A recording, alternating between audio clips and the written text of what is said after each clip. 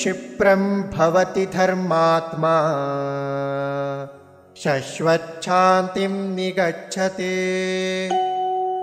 कौन्तेय प्रतिजानीहि न मे भक्तः प्रणश्यति।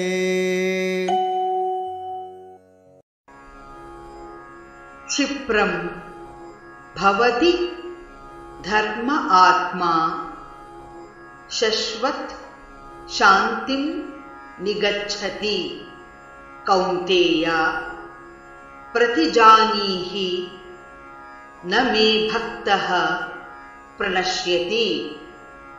क्षिप्रं भवति धर्मात्मा क्षिप्रं भवति धर्मात्मा शश्वच्छान्तिं निगच्छति शश्वच्छान्तिं निगच्छति कौन्तेय प्रतिजानीहि कौन्तेय प्रतिजानीहि न मे भक्तः प्रणश्यति न मे भक्तः प्रणश्यति।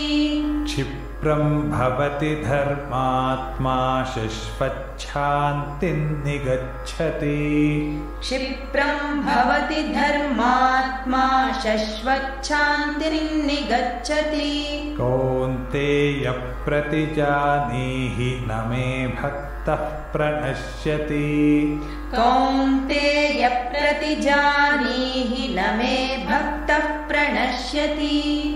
क्षिप्रं भवति धर्मात्मा शश्वच्छान्तिं निगच्छति कौन्तेय प्रतिजानीहि न मे भक्तः प्रणश्यति क्षिप्रं भवति धर्मात्मा शश्वच्छान्तिं निगच्छति कौन्तेय प्रतिजानीहि न मे भक्तः प्रणश्यति।